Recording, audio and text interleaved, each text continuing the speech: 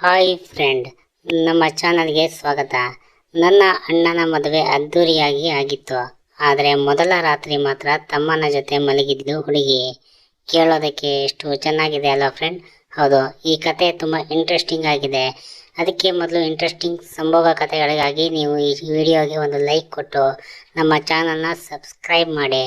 ಇನ್ನು ತಡ ಮಾಡದೆ ಕತೆ ಶುರು ಮಾಡೋಣ ಬನ್ನಿ ಫ್ರೆಂಡ್. ನನ್ನ ಹೆಸರು ವಿನೀತ್, ನನ್ನ ಅಣ್ಣನ ಹೆಸರು ವಿಕ್ರಮ್. ನಾವಿಬ್ಬರು ಅವಳಿ ಜೋಳಿ. ನೋಡೋದಕ್ಕೆ ಇಬ್ಬರು ಒಂದೇ ಥರ ಇದ್ದೀವಿ. ಆದರೆ ಒಂದೇ ಬಣ್ಣ, ಕೂದಲು, ಒಂದೇ ಕೋಲು ಮುಖ, ಒಂದೇ ಹೈಟು ವೆಯ್ಟು ಎಲ್ಲವೂ ಸೇಮ್ ಟು ಸೇಮ್. ಇಬ್ಬರಿಗೂ ಒಂದೇ ಬಟ್ಟೆ ಹಾಕಿದರೆ ನಾವಿಬ್ಬರು ಯಾರು ವಿಕ್ರಮ್ ಯಾರು ವಿನೀತ್ ಅಂತಲೇ ಗೊತ್ತಾಗ್ತಿರ್ಲಿಲ್ಲ. ನಮ್ಮ ಅಪ್ಪ ಅಮ್ಮ ಇಬ್ಬರು ಆಕ್ಸಿಡೆಂಟಲ್ಲಿ ತೀರಿಯೋದ್ರು. ನಮ್ಮನ್ನು ನಮ್ಮ ಸೋದರ ಮಾವ ನೋಡಿಕೊಂಡ್ರು. ಅವರಿಗೆ ವಯಸ್ಸಾಗಿದೆ. ಅದಕ್ಕೆ ನಮ್ಮಿಬ್ಬರಿಗೆ ಮದುವೆ ಮಾಡಬೇಕೆಂದು ಅವರ ಇಚ್ಛೆ. ನಾನು ನನಗೆ ಮದುವೆ ಬೇಡ, ಅಣ್ಣನಿಗೆ ಮದುವೆ ಮಾಡಿ ಎಂದೆ. ಆದರೆ ಅಣ್ಣನಿಗೆ ಮದುವೆ ಅಂದರೆ ಇಷ್ಟ ಇಲ್ಲ, ಸ್ವಲ್ಪವೂ ಆಸಕ್ತಿ ಇಲ್ಲ. ಹೇಗೋ ಅಣ್ಣನನ್ನು ಒಪ್ಪಿಸಿ ಒಂದು ಒಳ್ಳೆಯ ಹುಡುಗಿಯನ್ನು ನೋಡಿ ಮದುವೆ ಮಾಡಿದ್ವಿ. ಮದುವೆ ಅದ್ದೂರಿಯಾಗಿ ಮಾಡಿದ್ವು. ಮದುವೆಯಾದ ಮೊದಲ ರಾತ್ರಿಗಾಗಿ ರೂಮನ್ನು ಸುಂದರವಾಗಿ ಅಲಂಕಾರ ಮಾಡಿದ್ವಿ. ವಿಶೇಷವಾಗಿ ಮಂಚವನ್ನು ಹೂವಿನಿಂದ ಸಿಂಗಾರ ಮಾಡಿದ್ವಿ. ಮತ್ತು ತಿನ್ನುವುದಕ್ಕೆ ಹಣ್ಣು, ಜ್ಯೂಸು, ಹಾಲು, ಲಡ್ಡು, ಚಕ್ಕುಲಿ ಎಲ್ಲ ಇಟ್ಟೆವು. ಮತ್ತು ಒಳ್ಳೆಯ ಮುಹೂರ್ತವನ್ನು 9:30ಗೆ ಇಟ್ಟು ಅತ್ತಿಗೆಯನ್ನು ರೂಮಿಗೆ ಕಳುಹಿಸಿ ನಾನು ಅಣ್ಣ ಎಲ್ಲಿದ್ದಾನೆ ಎಂದು ಹುಡುಕುತ್ತಿದ್ದೆ. ಆದರೆ ಅಣ್ಣ ಮನೆ ಆಚೆ ಕುಡಿಯುತ್ತಾ ಕೂತಿದ್ದ. ಅಣ್ಣ ಬಾ, ಅತ್ತಿಗೆ ಕಾಯುತ್ತಾ ಇದ್ದಾರೆ ಎಂದೆ. ಇಲ್ಲ, ನಾನು ಲೇಟ್ ಆಗುತ್ತೆ ಬರೋದು ಅಂತ ಹೇಳು ಅಂದ. ನಾನು ಏನಪ್ಪ ಈ ಅಣ್ಣ ಇಂಥ ರಾತ್ರಿ ವೇಸ್ಟ್ ಮಾಡುತ್ತಾ ಇದ್ದಾನೆ ಅಂದುಕೊಂಡು ಅತ್ತಿಗೆ ಹೇಳಲು ಹೋದೆ. ಆದರೆ ಕಿಟಕಿಯಿಂದ ಅವರು ಕಾತುರದಿಂದ ಅಣ್ಣನಿಗೆ ಕಾಯುತ್ತಾ ಇರೋದು ನೋಡಿ ಪಾಪ ಎನಿಸಿತು. ನಾನು ಒಂದು ಕ್ಷಣ ಯೋಚಿಸಿ ನಾನು ಅಣ್ಣನ ಥರ ಯಾಕೆ ಹೋಗಬಾರ್ದು ಅಂತ ನಿರ್ಧರಿಸಿ ಅಣ್ಣನ ಥರ ನಾನು ಪಂಚೆ ಶರ್ಟ್ ಹಾಕ್ಕೊಂಡು ಅತ್ತಿಗೆ ಮುಂದೆ ಹೋದೆ. ಅತ್ತಿಗೆ ನನ್ನನ್ನು ನೋಡುತ್ತಾ ತಲೆ ತಬ್ಬಿಕೊಂಡು ಯಾಕೆ ಎಷ್ಟು ಲೇಟು ರೀ ಎಂದರು. ನಾನು ಆ ಸ್ಪರ್ಶಕ್ಕೆ ಸೋತು ಹೋದೆ. ಅವರನ್ನು ಎದೆಗೆ ಅಪ್ಪಿಕೊಂಡು ಎಷ್ಟು ವಯ್ಯಾರದಿಂದ ಇದ್ದಾರೆ ನೋಡಿದರೆ ಕಚ್ಚಿ ತಿನ್ನಬೇಕು ಅನಿಸುತ್ತೆ.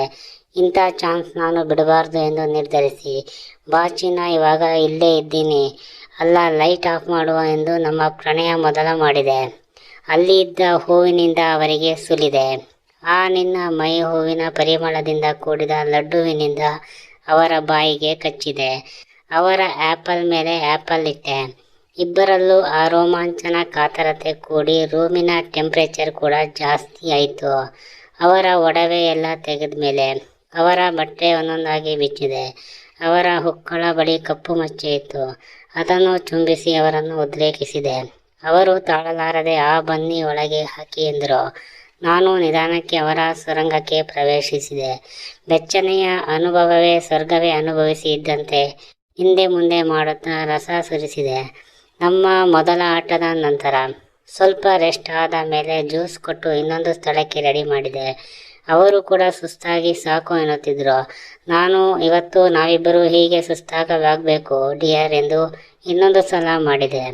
ಇನ್ನೊಮ್ಮೆ ನನಗೆ ಈ ಚಾನ್ಸ್ ಸಿಗುತ್ತೋ ಇಲ್ವೋ, ಇವತ್ತು ಎಷ್ಟು ಆಗುತ್ತೋ ಅಷ್ಟು ಮಾಡಬೇಕು ಎಂದುಕೊಂಡು ಇನ್ನೊಮ್ಮೆ ಮಾಡಲು ಸಿದ್ಧಪಡಿಸಿದೆ. ಹೀಗೆ 5-6 ಸಲ ಮಾಡಿ ಪಾಪ ನೋವು ಎಂದು ಮಲಗಿದ್ರು. ಅವರಿಗೆ ಸ್ವಲ್ಪವೂ ಅನುಮಾನ ಬರಲಿಲ್ಲ. ಬೆಳಗ್ಗೆ ಎದ್ದು ಅಣ್ಣನ ಹತ್ತಿರ ನೋರಿ ಎಂದು ಪಾಪ ಅಣ್ಣ ನಾನೇ ಕುಡಿದ ಮತ್ತಿನಲ್ಲಿ ಮಾಡಿದೆ ಎಂದುಕೊಂಡ. ಅತ್ತಿಗೆ ಸಮಾಧಾನ ಮಾಡಿದನು. ನಾನು ಏನು ಅತ್ತಿಗೆ ರಾತ್ರಿ ಜೋರು ಅನಿಸುತ್ತೆ ಎಂದು ಕಿಚಾಯಿಸಿದೆ. ಪಾಪ ಅವರಿಗೆ ಸತ್ಯ ಗೊತ್ತಾಗಲೇ ಇಲ್ಲ. ಆದರೂ ನನ್ನ ಮೊದಲ ರಾತ್ರಿ ಅತ್ತಿಗೆ ಜೊತೆ ಆಯಿತು. ಈ ಕತೆ ಸೂಪರ್ ಅಲ್ವಾ ಫ್ರೆಂಡ್? ವಿಡಿಯೋಗೆ ಒಂದು ಲೈಕ್ ಕೊಡಿ. ಹಾಗೆ ಇದಕ್ಕೂ ಇಂಟ್ರೆಸ್ಟಿಂಗ್ ಇರೋ ಸಂಭೋಗ ಕತೆ ಬೇಕಾದಲ್ಲಿ ನಮ್ಮ ಚಾನಲ್ನ ದಯವಿಟ್ಟು ಸಬ್ಸ್ಕ್ರೈಬ್ ಮಾಡ್ಕೊಳ್ಳಿ. ನೀವು ಸಬ್ಸ್ಕ್ರೈಬ್ ಮಾಡಿದರೆ ಮಾತ್ರ ಸಂಭೋಗ ಕತೆ ಮುಂದುವರಿಸೋದು ಸಾಧ್ಯ. ಸೊ ಎಲ್ಲ ಫ್ರೆಂಡ್ಗೆ ಧನ್ಯವಾದಗಳು.